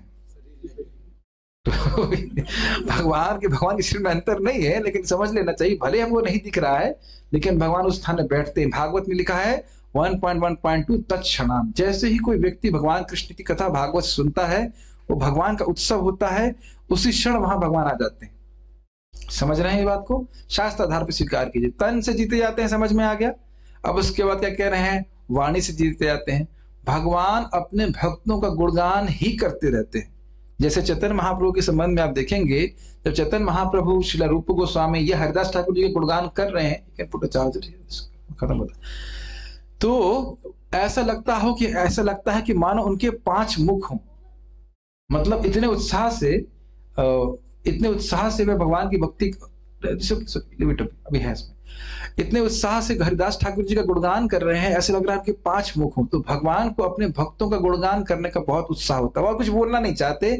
अहम भक्त पराधीनो, भगवान ने तो स्वयं ही स्वीकार कर लिया, मैं अपने भक्तों के पराधीन हूं। जिस प्रकार से एक सती स्त्री अपने पति को सेवा के द्वारा नियंत्रित कर लेती, प्रेम के द्वारा, तो उसी के द्वारा भगवान के भक्त अपनी निश्चल सेवा के द्वारा, प्रेममय सेवा के द्वारा भगवान को अपने अंदर ग्रहित कर लेते हैं। तो यानी वाणी कैसे जीत लेगी भगवान की? भगवान अपने भक्तों का ही गुणगान करते हैं। समझ में आया? उनकी वाणी पे और किसी के लिए कोई स्थान बिल्कुल नहीं। क्लियर? और उसके बाद मन के द्वारा, ये बहुत सुंदर अर्थ है, हमेशा भक्तों का ही चिंतन करते हैं। ये भगवान ने स्वयं स्वीकार किया है। भगवान ऋषभ देव के रूप में कहते हैं कि मेरे हृदय में केवल धर्म निवास करता है, अधर्म का कोई स्थान नहीं है, और मैं सदा ही अपने भक्तों का चिंतन करता हूं। एक ही का करते होंगे? हमारे लिए भी जगह है क्या? हाँ जी, आपके लिए भी जगह है। कब से जगह है? जब से आपने पहली बार हरे कृष्ण बोला था। कब बोला था? क्या बोला था आपने? हरे। क्या बोला था? हरे कृष्ण। क्योंकि महाप्रभु कह रहे जिसने एक बार भी कृष्ण का नाम बोला है वो मेरा भक्त है। तो जिस दिन से आप हमारे गलत संग में आ गए और आपने हरे कृष्ण या और किसी भक्त के संग में आ गए और आपने गलती से हरे कृष्ण बोल दिया, तभी से भगवान मान लिए कि भाई ये व्यक्ति मेरा है, इसकी मैं रक्षा करूंगा। अब इसकी रक्षा कैसे करनी है वह तभी से सोचना शुरू कर दिया। वैसे तो अनादि काल से सोच ही रहे हैं कि कैसे होगा, लेकिन जैसे बच्चा जन्म लेता है तभी से हम सोचने लगते हैं ना, इसका पालन पोषण कैसे करना है, बड़ा होगा तो ये क्या करेगा, वो करेगा, पता नहीं, नालायक निकलेगा कि क्या निकलेगा पता नहीं, लेकिन सोचना शुरू कर देते हैं। लेकिन भगवान तो जैसे ही कोई व्यक्ति भगवान की भक्ति करना शुरू करता है तभी से, और मैं गलत बोल गया, भक्ति तो आगे की बात है, अनजाने में भी कोई कृष्ण नाम बोलता है तो भगवान की ऐसी मति होती है, मदियो अयम, ये व्यक्ति मेरा है, सर्वथा मद रक्षणीय, ये मेरे द्वारा रक्षणीय है। इसीलिए स्वामी इस बात को बोलते हैं। 6.2.9 भागवत एकदम स्पष्ट। भले हम नहीं समझ पा रहे, जैसे आप क्या कोई छोटा बच्चा पैदा हुआ हो, वो बोलना भी नहीं जानता हो, तो समझता है माता पिता उसके बारे में क्या सोचते हैं? माताएं बताइए, एकदम छोटा बच्चा समझता है कि आप उसके बारे में क्या सोच रही है? कुछ नहीं सोच रही, तो वो समझता नहीं तो आप सोचती भी नहीं है। सोचते हैं ना, यही बात है। इसलिए हमको लगेगा कि और छोटे बच्चे को तो पता भी नहीं ना, ये माँ ये पिता मेरे पीछे क्यों लगे रहते हैं। जरा चाहिए, हम छोटे बच्चे के रूप में हैं, मान लीजिए 1 साल के, तो हमको पता भी नहीं होगा ये लोग मेरे पीछे क्यों लगे हैं। नहीं पता ना, मुझसे क्यों प्रेम कर रहे हैं, नहीं पता ना बच्चे को। वो तो कम से कम 4-5 साल का हो जाएगा तब मालूम चलेगा, हाँ ये मेरी माँ है, ये मेरे पिता है, तभी तो मालूम चलता है। तो हम लोग की स्थिति ऐसे ही, हम कहेंगे हमसे कृष्ण क्यों प्रेम करेंगे, मैं तो एक सामान्य सा व्यक्ति हूँ, यहाँ पे रह रहा हूँ, या मैं, है ना, सोचेंगे ना इस प्रकार से। लेकिन कृष्ण का प्रेम सभी जीवात्माओं के प्रति सहज है, और उनकी भक्ति करें तो फिर यही बात बोल रहे हैं कि भक्तों का भगवान निरंतर चिंतन करते हैं, नए भक्तों का भी, और जो उच्चतर भक्त है उनका तो फिर कहना ही क्या। समझ रहे मेरी बातें? तो 3 अर्थ समझे। भक्तों के तन से भगवान को, तन और वाणी से भगवान को जीत लेते हैं, मतलब वो अपने शरीर से स्पर्श कर सकते हैं, वाणी से उनको पुकार सकते हैं। बहुत लोग चिंतन करेंगे, हम उस परम ब्रह्म परम पिता परमेश्वर का ध्यान करते हैं। पूछो कौन कौन कौन, मतलब क्या? और आपसे पूछो कौन, क्या बोलेंगे? हरे कृष्णा कृष्णा कृष्णा कृष्णा हरे हरे, हरे राम राम राम हरे हरे। क्लियर? कोई दिक्कत? कोई दिक्कत नहीं है ना? कृष्ण को पिताजी का नाम पता है ना?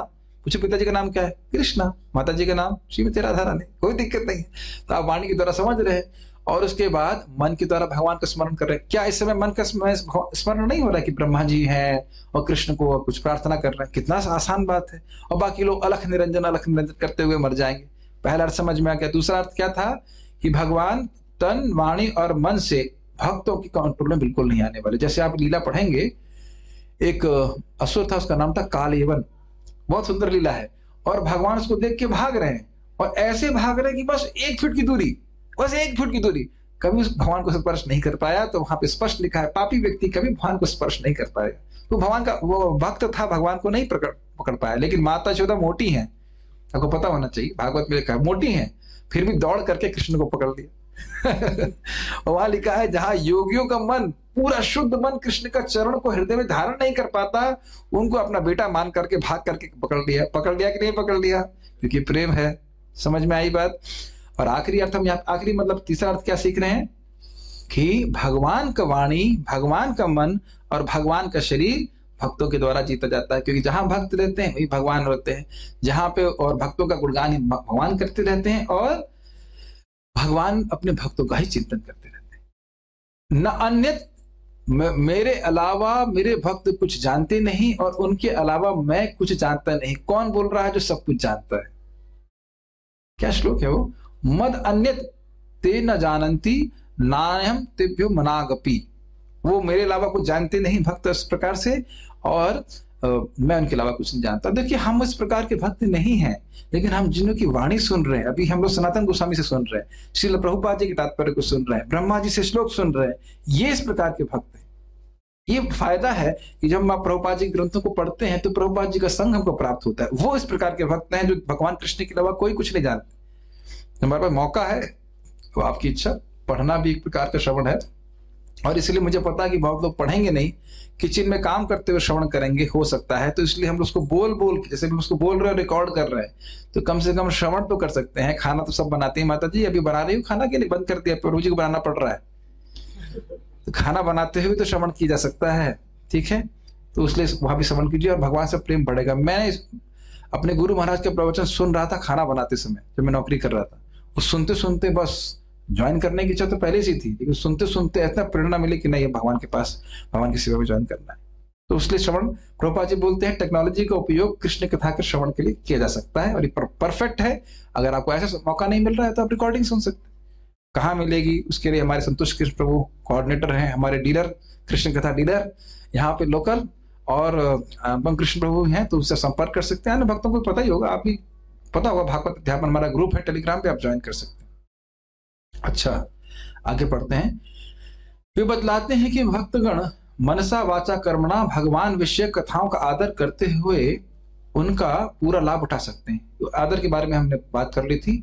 भगवान की कथाओं को नमस्कार करते समय भक्तों को चाहिए कि अपने हाथों तथा सिर से भूमि स्पर्श करते हुए शरीर को सेवा में लगाएं। समझ रहे हैं? ये तो आप जानते ही हैं, जब हम लोग कथा सुनने आते हैं तो ऐसे हाथ जेब में डाल के नहीं आते हैं। अच्छा, क्या चल रहा है? हम लोग आते हैं, कल्चर है कि आते हैं, हम वक्ता को प्रणाम करते हैं, भागवत को प्रणाम करते हैं, भगवान को प्रणाम करते हैं कि मेरे लिए बहुत कल्याण में वस्तु मुझे भी दी जा रही है। ये करते हैं कि नहीं, ये सबको पता है। नहीं करते हैं तो करना चाहिए, और इससे हमारी मनोवृत्ति परिवर्तित होती है। अगर हमारी मनोवृत्ति क्या है, ये क्या जानते हैं, मैं जानता हूँ अधिक, तो फिर भागवत कान में जाने वाली नहीं है। वो जैसे ढक्कन बंद कर दे ना बोतल का, कितना हो पानी दीजिए, अमृत डालिए, कुछ नहीं होगा। महाराज जी बता रहे थे, भाई गंगा जी में गए, ठीक, गंगा जी में गए, गंगा जी में बोतल डाल दी, लेकिन ढक्कन नहीं खोला, तो कितना पानी अंदर जाएगा? एक भी नहीं जाएगा। तो अगर ये सोच रहा है कि भाई मैं बहुत ज्यादा जानता हूं, तो फिर भैया कुछ नहीं समझ में आ रहा है। ठीक है, इतना समझ लेना चाहिए कि जब वक्ता पूर्ववर्ती आचार्यों की बात रख रहा है, जैसे मैं आपके सामने रख रहा हूँ, भक्तों की बात है, अपनी बात तो नहीं रख रहा हूँ, तो ग्रहण करने में कोई संकोच नहीं होना चाहिए। कोई संदेह है तो पूछ सकते हैं। ये अर्थ हुआ। वह श्रीमद् भागवत तथा भगवत गीता जैसे दिव्य ग्रंथों एवं ग्रंथों का प्रचार करने वाले भक्तों की प्रशंसा करने में अपनी वाणी को लगाए तथा भगवान की कथाओं का श्रवण करते समय आदर तथा आनंद का अनुभव करने में अपने मन को लगाए। इस सब बातों की हमने चर्चा कर ली थी कि कथा का स्तुति करे, बड़ा अच्छी कथा हुई, अच्छा लगा। वक्ता की प्रशंसा करे या ना करे उससे मतलब नहीं, लेकिन कथा की प्रशंसा होनी चाहिए। हाँ, कथा बहुत अच्छी लगी और मन में आनंद का अनुभव करे। और ये जब हरे कृष्ण मंत्र जब करेंगे ना तो कथा अच्छी लगती है। ये भी अद्भुत बात है। कथा सुनेंगे तो नाम में रुचि होगी, नाम जब करेंगे तो कथा में रुचि होगी। तो प्रभु जी कहाँ से शुरू करें? कथा से शुरू कर सकते हैं। कथा अच्छी लगती है शुरुआत में, और फिर आप नाम जब करना शुरू कर दी तो कथा भी समझ में आएगी। हमारे भक्त बता रहे थे पहले तो समझ ही नहीं आता था आप क्या बोल रहे हैं, अब समझ में आता है, बहुत अच्छा लगता है। तो क्या हो गया? हृदय का शुद्धिकरण वो हरि नाम जब करते तो समझ में आता है। उन्हीं के संग नहीं होता है, वो सभी भक्तों के संग होता है। एक भक्त बोले, मैंने कहा समझ में आ रहा है प्रभु जी? बोला अच्छा उत्तर देखे प्रभु जी, हम बैठने का अभ्यास कर रहे हैं। वाह, बहुत अच्छी बात है। समझ में आए या नहीं आए, बैठो तो सही। एक महाराज जी बोले, भाई हमारा, कुछ लोग बोलते हैं हमारा मन नहीं लगता है कथा में। तो नहीं सुनने से लग जाएगा? आप नहीं सुनेंगे तो मन लगने लग जाएगा? आएंगे सब, कुछ तो कान में टकराएगा, कुछ तो बात आएगी, कृष्ण कृष्ण नाम कुछ तो कान में जाएगा, धीरे धीरे करके समझ में भी आने लग जाएगा। और जब एक बार समझ में आने लग जाएगा तो फिर लगेगा हम दुनिया में और कोई भी कार्य क्यों किया। इतना सुंदर है भगवत कथा, बहुत अच्छी बात। जब आज मैं इस क्लास की तैयारी कर रहा था तो इतना मुझे अच्छा लग रहा था, बहुत अच्छा लग रहा था। इतनी सुंदर सुंदर बातें, क्योंकि जितना अप्रिशिएट मैं अभी कर पा रहा हूँ उतना पहले नहीं कर पा रहा था। और मैं सोच रहा था, जैसे होता है ना बिजनेसमैन सोचता है अगर मेरा बिजनेस ऐसे ही चलता रहा तो आज से 30 साल बाद मेरा बिजनेस में कितने पैसे इकट्ठे हो जाएंगे। तो मैं इसी प्रकार से सोच रहा हूँ कि भगवान की कृपा से देखो आचार्यों की टीका भी है, सब कुछ मिलना समझ में आने लगे। अब 30 साल बाद मुझे कितना अच्छे से भागवत समझ में आने लग जाएगी। ठाकुर जी से यही प्रार्थना है, आप सभी लोग से आशीर्वाद मांग रहा हूँ कि मेरी मति भागवत में लगी रहे, भगवान में लगी रहे, बस और कहीं मति में नहीं जाए। बहुत सुख है इसमें, बहुत सुख है, बहुत अच्छा है। खैर, इस तरह जिस निष्ठावान भक्त ने कृष्ण विषयक स्वल्प ज्ञान भी प्राप्त कर लिया है वह उनको जीत सकता है और उनके पास नित्य जीवन बिताने के लिए भगवत धाम वापस जा सकता है। ऐसा नहीं कि बहुत ज्यादा पढ़ने की जरूरत है, बस भगवान के बारे में सुने, भगवान के प्रति विनीत भाव हो, मैं उनका सेवक हूं इस प्रकार से स्वीकार करे और वह भगवान के पास पहुंच सकता है। मेरे पास एक और टीका है, लेकिन मुझे लगता है कि धैर्य समाप्त हो गया है, इसलिए हम उसको छोड़ दे रहे हैं। अभी नहीं छोड़ेंगे, नहीं, बहुत सुंदर है। अरे प्रभु जी छोड़ दीजिए, नहीं नहीं छोड़ेंगे। देखिए देखिए हो क्या रहा है, जब आप लोग प्रसाद खिलाते, अरे थोड़ा सा हलवा ले लीजिए तो भाई वहां तो दिक्कत है ना कि पेट भर गया है। आप लोग के कान में कितना स्पेस अभी देखिए, खाली है कि भर गया कान? खाली है ना, तो और डाल सकता हूं ना यही भागवत में बोला गया, कान तो आकाश स्वरूप है, कान तो भरने वाला है नहीं। तो साधुओं के पास सेवा करने की बहुत स्कोप है, कितनी देर भी सेवा कर सकते। थोड़ा हम बृहद वैष्णव तोषणी सनातन गोस्वामी टीका को थोड़ा और पढ़ लेते हैं, तो उसमें मुख्य मुख्य पॉइंट्स हम लिख लेते हैं। तो कह रहे हैं कि भगवान के भक्त आपकी खोज करने के प्रयास को त्याग देते, कृष्ण कहाँ मिलेंगे वो सब करने की जरूरत नहीं। वह आपके रूप गुण लीला को विशेष भक्ति से युक्त होकर श्रवण करते हैं और इसके द्वारा वे आपको वशीकृत कर लेते हैं। थोड़ा थोड़ा अर्थ अलग अलग ले रहे हैं कि भगवान के रूप को देखते हैं, जिस रूप को देख ही रहे हैं, गुणों की चर्चा कर ही रहे हैं और लीला इत्यादि को भी श्रवण करते हैं, तो भगवान को वह अपने वश में कर लेते हैं। इजी बात है, इसको कहने के लिए वो श्लोक बोल रहे हैं। बहुत अच्छा बोल रहे हैं, कह रहे हैं कि आपके स्वरूप ऐश्वर्य, आपका ऐश्वर्य कितना महान है, उसकी महिमा पे विचार नहीं करते, अपितु और कह रहे हैं व्यग्रता के संग, बड़ी ही आतुरता के संग उस स्थान पे रहते हैं जहां आपके भक्त रहते हैं। तो फिर समझिए, ब्रज में तो आप रह ही रहे हैं, आपको घर छोड़ने की आवश्यकता नहीं है। ये शब्द प्रभु जी मुझे क्लास में बहुत अच्छा लगा इन प्रभु जी को बुलाओ, आपकी क्लास कब होती बताओ। ऐसे साधु चाहिए जो कभी ना बोले घर छोड़ना है। कोई बात नहीं, घर मत छोड़िए, तो लेकिन है कि घर छोड़े बिना भी आप भक्तों के संग में रह सकते हैं और आपको बिल्कुल ऐसा लगेगा कि आप वृंदावन में बैठ करके हमारे संग कथा सुन रहे हैं। ठीक है ना, लाइव कथा सुनने का अलग आनंद होता है। तो वह जहां भक्त रहते हैं, परंतु तीर्थाटन आदि के क्लेश को सहन नहीं करते। यहाँ इस तीर्थ में जाओ, उस तीर्थ में जाओ, क्या करना? भगवान का नाम जप कर रहे हैं, सारे तीर्थ वहीं उपस्थित है, कृष्ण कथा हो रही, सारे तीर्थ वहीं उपस्थित है, तो वहां जाके क्या मिलेगा जरा बताइए, समझ में आया? अब थोड़ा अर्थ ले लेना अलग, उदपास्य ज्ञाने प्रयास समुदपस्य, और कोई और तीर्थाटन करने के प्रयास को पूरी तरह त्याग देते हैं। आचार्यगण तो यह बोलते हैं, तीर्थ यात्रा परिश्रम केवल मने भ्रम। नरोत्तम दास ठाकुर जी कहते हैं, ये तीर्थ यात्रा यहाँ जा रहा हूँ वहां जा रहा हूँ, केवल मन का भ्रम है। आपने सुना है, केवल परिश्रम है, केवल मन का भ्रम है, कोई परिवर्तन नहीं आया। मक्का गए, मदीना गए, बन के आए काजी, पुरानी आदत नहीं गई, रहे पाजी के पाजी। होता है कि नहीं? लेकिन भक्तों के संग में आता है, मैं अपने मैं कितना भक्त हूं मुझे नहीं पता। हवाई जहाज में आ रहा था, एक व्यक्ति बगल में बैठे थे, वैसे तो जाति से ब्राह्मण थे, लेकिन कुछ सोमरस पीने की आदत रही होगी उनकी। तो बोले पंडित जी, मेरे को पंडित जी बोले थे, अब आप बगल में बैठे तो आज मैं तब नहीं पीऊंगा। तो भक्तों के संग में मैं थोड़ा भक्त के वेश को सम्मान करके भी व्यक्ति कम से कम उस दिन पाप से तो बच गया ना। ऐसे तो हमने देखा कि गंगा जी तो अपने पवित्र हैं, लेकिन गंगा जी के बगल में शाखों से देखा बीड़ी पी रहा है, गंगा जी में स्नान कर रहा है, फिर आके फिर बीड़ी पी रहा है। लेकिन जैसे हम भक्तों को देखकर नहीं करेगा ना, बीड़ी तो नहीं पीगा है, जब बहुत जल्दी शुद्धि हो जाती है इस प्रकार से। इस बात को भागवत में बोला गया है प्रथम स्कंद में। तो खैर, तो तीर्थ धारण करने की कोई जरूरत नहीं है, तीर्थों का भ्रमण करने की जरूरत नहीं है, भक्तों के समय आकर कृष्ण कथा का श्रवण करने की जरूरत है, उसमें कोई मेहनत नहीं। मेहनत है हिमालय जाने की जरूरत है, कोई जरूरत नहीं। ठीक, तो बाकी बातें कहते हैं कि अपने तन मन से वाणी से नमस्कार करते हैं, हम समझ ही रहे हैं। श्रवण के समय हाथ जोड़कर सुनते हैं या बड़े सम्मान के संग सुनते हैं, मेन बात है। विषयों का अनुमान अपनी वाणी के द्वारा करते हैं। और बहुत अच्छी बात, ये बहुत सुंदर बात कह रहे हैं, मन के द्वारा कैसे सम्मान करते हैं? आपके अस्तित्व में विश्वास करके। ये अर्थ बहुत सुंदर, समझ रहे हैं? कृष्ण है ना, कथा सुन रहे हैं तो विश्वास हो रहा है ना कि कृष्ण है, उनका गोलोक धाम है। ये मन में विश्वास हो रहा है कि नहीं? विश्वास मन में होता है कि नहीं? ये कथा सत्य है, इसको सुन के मुझे लाभ होगा, भगवान की प्राप्ति होगी। ये अर्थ बहुत अच्छा लगा मुझे। समझ रहे इस बात को कि कृष्ण है, कृष्ण मुझसे प्रेम करते, मैं कृष्ण का हूं, मैं कृष्ण की सेवा करूंगा, कृष्ण में स्वीकार करेंगे। इस प्रकार से मन के भाव अगर उदित होते हैं तो ये मन के द्वारा उस कथा का सम्मान। समझ रहे मेरी बात? बहुत बार कुछ बोलता है, हम विश्वास नहीं करते, वो असम्मान हो गया ना, जमा नहीं बात होता है ना। तो यहां कह रहे हैं कि मन के द्वारा सम्मान का मतलब है, हे कृष्ण है, मेरे स्वामी है, मेरे को स्वीकार करेंगे, इस प्रकार की भावना मन में आना। और मैं समझता हूं कि भाव को सुनकर मन में आ ही रही होगी, इज इट नॉट? यस। उसके बाद वो भवदिया पे शब्द बोलते हैं कि वे आपकी कथा और आपके शुद्ध भक्तों जैसे नंद महाराज और अन्य भक्तों की कथा को सुनते हैं। भवदिया के दो अर्थ होते हैं, एक आपकी और आपके। आपकी समझ में आ रहा है? कृष्ण की कथा, और जो कृष्ण के शुद्ध भक्त हैं उनकी कथा को सुनते हैं। और उनके उच्चारण से जो कथाएं कैसी जाती हैं, बोली जाती हैं। ऐसा नहीं खाली मन में चिंतन कर रहे हैं, बोली जैसे मैं बोल रहा हूं। और बोलने से क्या होता है, असत्य वचन और इंद्रियों के शोभ का परिहार हो जाता है। असत्य वचन मतलब अरे ये भगवान कुछ नहीं थे, ये सब निर्विशेष ब्रह्म है, जिससे भगवान सामने आ जाते हैं। यह सुनकर के भक्तों को बहुत दुख होता है, उस दुख का निवृत्ति हो जाती है, उस दुख की निवृत्ति हो जाती है। या इंद्रियां भोगों में जाती रहती हैं, आदमी परेशान रहता है, तो उस दुख का भी निवृत्ति भगवान की कथा के द्वारा हो जाती है। हाँ, ये समझिए, दुनिया में लोग बहुत बोलते हैं ना भगवान नहीं है, बहुत सारे लोग बोलते हैं, दुनिया की झूठ बात है ना। तो अब इसको सुन करके दुख होता है कि नहीं, अरे ये क्यों ऐसा बोल रहे हैं, ये कहीं की डाउट आ जाता है, अरे भाई भगवान है या नहीं।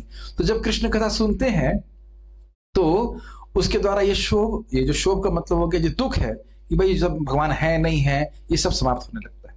एक बात, हाँ आवाज नहीं आ रही है, हरे कृष्णा। और नेट स्लो चल रहा प्रभु, अब नेट बंद हो गया क्या? बस यही दिक्कत है थोड़ी सी, नेट चला गया। कोई भी फोन चलेगा, बस आखिरी के 10 मिनट डिस्टर्ब मत करो। टेक्नोलॉजी इज ऑलवेज वाईफाई, नहीं तो हम क्लास नहीं देंगे अगली बार, ठीक है? इतना दान चाहिए हमको। कोई बात नहीं, हमारे भी प्रॉब्लम होता है जब वाईफाई लगता है, वो टेक्नोलॉजी हमेशा ऐसी रहती है। या तो लैपटॉप भी परेशान हो गया, भाई और कथा नहीं सुनाना, बहुत हो गया, बंद करो। ठीक, तो ठीक है, जो भी है आप ऐसा करिए, वो उसे कनेक्ट कर दीजिए, एटलीस्ट यहाँ तक क्लास पूरी कर दूं। अभी भी नहीं आ रहा है? नहीं, मैं अपने वाले से कनेक्ट किया, इसमें दिखा रहा है कनेक्टेड। कृष्ण, खैर ऑलमोस्ट पूरा हो गया। कृष्ण, हाँ हाँ ठीक है, तो फिर यहाँ से शुरू कर देते हैं। अभी नहीं चल रहा है तो क्या करेंगे। हरे कृष्णा। नहीं, इसका कुछ प्रॉब्लम हो गया, वाईफाई नॉट अवेलेबल। बस 2 मिनट दीजिए, हो जाना चाहिए। आपके में वो है?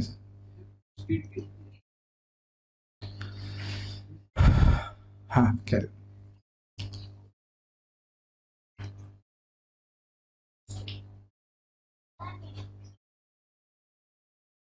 बस 2 मिनट लगेगा।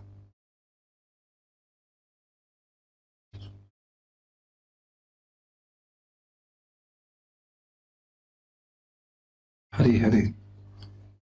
ठीक है, नहीं हो रहा तो कोई बात नहीं, हम शुरू करते हैं। नहीं आ रहा, रहने दीजिए, कोई बात नहीं। तो हम लोग बात कर रहे थे इसके आगे कि इंद्रियों के जो जो भोगों में प्रवृत्ति है वह भी नष्ट हो जाती है, और अंततः कह रहे हैं कि इस प्रकार से कृष्ण कथा सुनकर के वे अपना जीवन व्यतीत करते हैं और कथा का आस्वादन। बहुत घबराई मत, 2 मिनट पे खत्म हो रही क्लास। ये बोलने से सुखी जाते हैं लोग, भक्तों को सुखी करने के लिए हमारे। तो कह रहे हैं कि जीते हैं कथा सुन करके, और कथा श्रवण करने में इतना अच्छा लगता है कि इसको ही जीवन मानते हैं। अर्थ समझ में आया? कितना सुंदर अर्थ है कि हाँ, अरे बहुत अच्छा लग रहा है। अभी तक तो हम मर ही रहे थे, जैसे कि परीक्षित महाराज कह रहे हैं, मैं तो केवल मर ही रहा था, आज अपने जीवन मुझे प्रदान किया कथा सुन करके। और ये हर भक्त समझता है कृष्ण कथा का आस्वादन इस प्रकार से करता है तो वो अपने जीवन में अनुभव कर पाता है इस बात को। इस कनेक्टिंग वो तो ठीक है, लेकिन इधर कनेक्टिंग हो रहा है कि नहीं? मेरे को लास्ट की बात नहीं बहुत सुंदर थी, मैं चाह रहा था भक्तों को श्रवण करते तो अच्छा रहता, but can I do? Okay, Krishna कथा। कृष्ण के नाम की कृपा से हमारा लैपटॉप जीवित हो गया, आई मीन नेट जीवित हो गया। हरे कृष्ण, आई एम बैक, मैं मरा नहीं।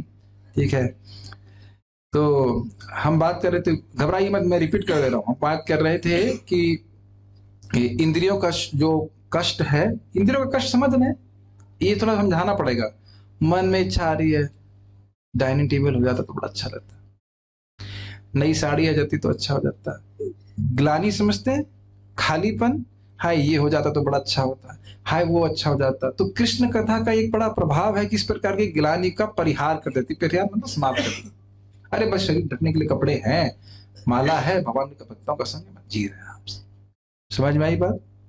ये एकदम अनुभूत चीज है कि व्यक्ति बिल्कुल दुखी नहीं रहता। मैं सच्ची बात बता रहा हूँ, ये एकदम सच्चा कस्टमर रिव्यू है, मैं खुद सुन के चकित हो गया। एक माता जी है, उनका नाम नहीं रख रहा हूं, वो है खुश होने के लिए दवाई लेती थी, हार्मोन्स लेती थी खुशी होने के। आपने कभी सुना है? मैं तो आश्चर्यचकित हो गया। और भागवत सुना, मैं तो जानता नहीं उनको, उनकी मित्र बता रही थी कि प्रभु जी जब से भागवत सुन रही, डॉक्टर कह रहा है आप खुश हो, आपको कोई दवा की जरूरत नहीं है। तो बढ़िया चीज है ना, कि व्यर्थ व्यक्ति चलता रहता है, ये नहीं मिला, वो नहीं मिला, ये नहीं, अरे कृष्ण कथा मिल गई, बस बस ठीक है, खुश। मैं अपने जीवन में अनुभव कर रहा हूँ कि थोड़ा भागवत पढ़ाने के नाते भी जाऊंगा, फिर जाके अगली कल की क्लास के लिए तैयारी करेंगे, एकदम नींद गायब हो जाती है, मैं जबरदस्ती सोता हूँ कि मैं सुबह मंगल आरती के लिए उठ नहीं पाऊंगा। इतना सुंदर भागवत है। मैं देख रहा हूँ, बता रहा हूँ, मैं शुद्ध भक्त नहीं हूँ। क्या परम पूज्य राधा गोविंद महाराज अनुभव करते होंगे, क्या श्रील प्रभुपाद अनुभव करते होंगे, तो कल्पना नहीं कर सकते। रोज प्रभुपाद जी 2 घंटा केवल जो है सो करके 1 बजे उठ करके भागवत लिखते थे, तात्पर्य लिखते थे। वो इसलिए नहीं कि उनका रिकॉर्ड बनेगा, मरते दम तक शरीर छोड़ते हुए भागवत का अनुवाद कर रहे हैं। आप देखिए प्रभुपाद जी इतने आसक्त हैं। तो आगे 30 साल बाद भगवान की कृपा से भक्ति करते रहे तो बहुत अच्छा बिजनेस बनने वाला है। तो खैर उसके बाद कह रहे हैं अन्यथा भक्त प्राय शांत रहते हैं। भगवान की कथा को तो बोलते हैं लेकिन अन्यथा शांत रहते हैं, और उनकी इंद्रियों का ये जो परेशानी है, इंद्र खींच रही है, ये खाना है, वो छूना है, ये देखना है, वो सब बंद हो जाता है कथा के द्वारा। जलन समझ नहीं था कि जलन सब समाप्त हो जाती है, और इस प्रकार वे अपना जीवन व्यतीत करते हैं और कथा का आस्वादन करके कथा के स्वाद को ही अपना जीवन मानते हैं। जैसे जाके आपने देखा होगा कुछ लोग सोम रस का पान करने को ही अपना जीवन मानते कि नहीं मानते? सोमरस समझते हैं हम, और शब्द यूज नहीं कर सकते भागवत में। तो वो जीते खाते जो भी मेहनत कर रहे हैं इसलिए कि शाम को थोड़ा सा सोमरस मिल जाए। यस, देखे हैं लोगों को। उसी प्रकार से वो हमारे शिक्षा गुरु हैं। शिक्षा गुरु, हम किसी से भी शिक्षा ले सकते हैं। जिस प्रकार से वो परिवार की चिंता नहीं करते, क्या वो कुछ बोल रहा है उसकी चिंता नहीं करते, उसी प्रकार से शाम को 7 से 8 में सब लोग आइए सोमरस पीजिए। सोमरस मतलब ये असली सोमरस है, कृष्ण कथा। ये मादक है, मादक है मतलब एडिक्टिव है। और आप देखेंगे कि अगर आप शाम को कृष्ण कथा श्रवण करेंगे तो सुबह साधन भजन का आपका उत्साह बहुत बढ़ जाएगा। और शाम को अगर आप सीरियल देखेंगे तो वो सीरियल नहीं, सीरियल किलर है। एक के बाद एक व्यक्ति मार रहा है, कृष्ण कथा का श्रवण नहीं करता जो व्यक्ति, तो वो जीवन अपी मृतो ही सब, वो जीते जीते मरा हुआ है। सीरियल नहीं है वो सब, सीरियल किलर है, एक के बाद एक सबको मारते जा रहे हैं। कृष्ण कोई आध्यात्मिक चेतना का निर्माण नहीं होता। हम व्याख्या नहीं कर रहे, बस इतना ही बोल रहे हैं अधिक कि आस्वादन करके इसको अपना जीवन मानते हैं, बहुत प्रसन्न होते हैं। आप शरीर और मन वाणी की चेष्टा के द्वारा जीते नहीं जा सकते, क्योंकि आप इंद्रियों के परे हैं और स्वयं प्रकाश हैं, परंतु आप अपने भक्तों के द्वारा प्राप्त हैं। ये तो समझ में आती बात, हम व्याख्या किए थे। और अब बड़ा सुंदर बात कह रहे हैं कि ये का अर्थ ये होगा कि आप अप्राप्य हैं, आपको प्राप्त नहीं किया जा सकता सामान्यतः, परंतु आप न सिर्फ अपने भक्तों के द्वारा प्राप्य हैं, यानी कि प्राप्त हैं, अपितु नियंत्रित भी हैं। अंतर थोड़ा देखिए, वैकुंठ गए तो भगवान की प्राप्ति भी हो रही, लेकिन एक विशेष प्रेम जो ब्रज का प्रेम है, अगर वह प्राप्त हो जाता है तो भगवान नियंत्रित भी हो जाते हैं। नियंत्रित हो रहे हैं ना, माता यशोदा ने बांध दिया, तो अब ये नहीं कि कृष्ण खोल दें। जो पूरे जगत के सभी जीवों का बंधन खोल रहे हैं, वो अपना बंधन नहीं खोल पा रहे, माता यशोदा के प्रेम से बंधे हुए। समझ में आई बात? न सिर्फ माता यशोदा को प्राप्त हैं, अपितु माता यशोदा के द्वारा नियंत्रित हैं। दोनों में अंतर समझ पा रहे, भेद समझ रहे हैं?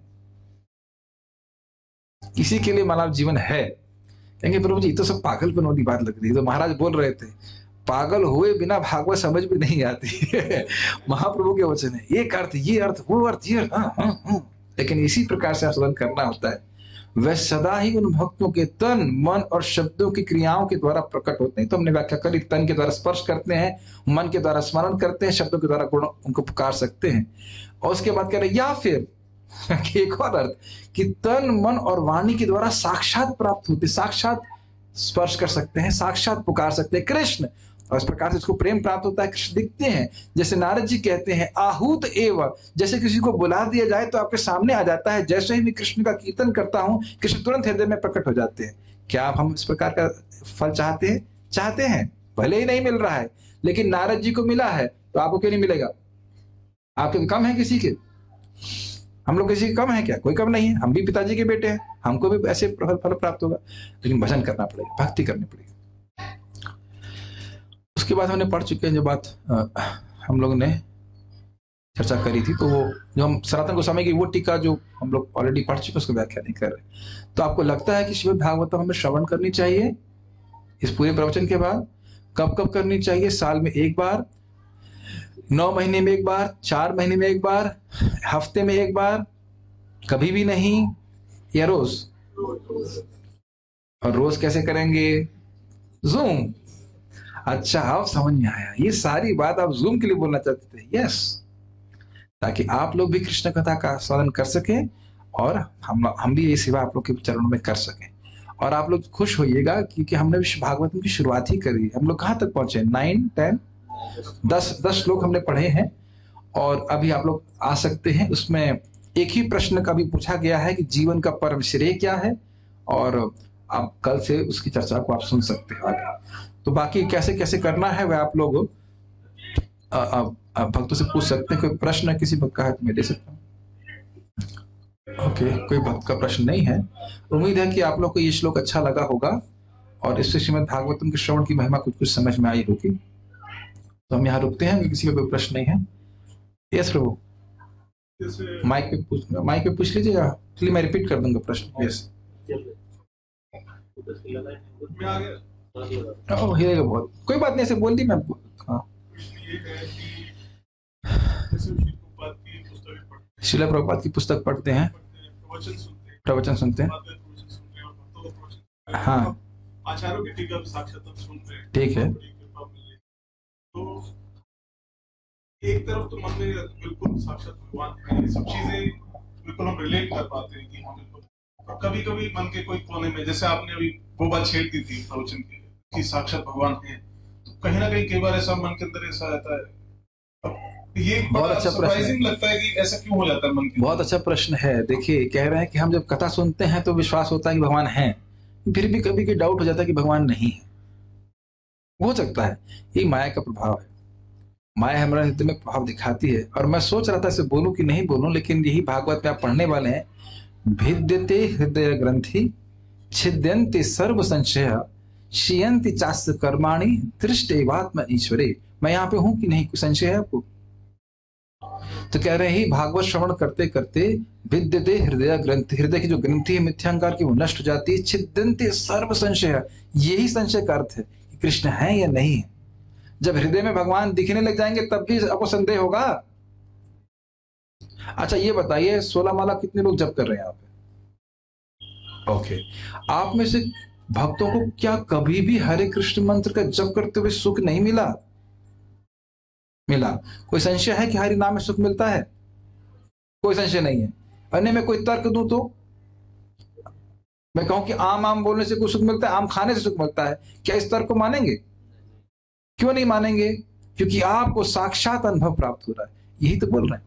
जब भागवत सुनते सुनते भगवान हृदय में स्फुरित होने लग जाएंगे तब कहां संशय रहेगा? ऐसे भी श्रद्धा बढ़ती चली जाएगी और उसके बाद जब भगवान साक्षात दिखने लगे तो फिर कहां से संशय रह जाएगा? तो इसलिए इसी को हृदय में प्रकट कराने के लिए भागवत है। ठीक है, जब तक भगवान हृदय में प्रकट नहीं हो जाते भागवत सुनते रहिए। जो रोज सुनेगा उसके हृदय में जल्दी होंगे, जो एक हफ्ते में एक बार सुनेगा उसके बारे में कुछ कम कह सकते हैं, 9 महीने में एक बार सुनेगा तो पता नहीं, और जीवन में एक बार सुनेगा उसका भगवान जाने, वो कुछ कह नहीं सकते हम। लेकिन ज्यादा कुछ नहीं करना है आप लोगों को। भाई माता जी लोग खाना बनाते हैं तो क्या पहले नहीं खाना बना सकते? अगर मान लीजिए उस समय आप लोग का कोई सीरियल आ रहा होता 7 से 8 में, 8:15 बजे, तो क्या आप नहीं करते? क्या हमने ऐसा होता घर में नहीं देखा? हम सब देख के आए हैं, ठीक है ना। इसीलिए मैंने समय फिक्स किया है और यहाँ पे भी हमने 7 से 8 का ही फिक्स किया है कि जो भक्त लोग जो सुन रहे हैं नियमित रूप से वह भी 7 से 8 के समय में फिक्स कर लें कि भाई इस समय एडजस्ट करके खाना वाना पका लें। और वास्तविक नियम तो ये है कि सूरज अस्त होने के पहले खा लेना चाहिए, इससे हमारा शरीर ठीक रहता है। तो घर में आप लोग सब लोग 6 बजे के पहले खा पी कर खत्म कर लेना चाहिए, है ना?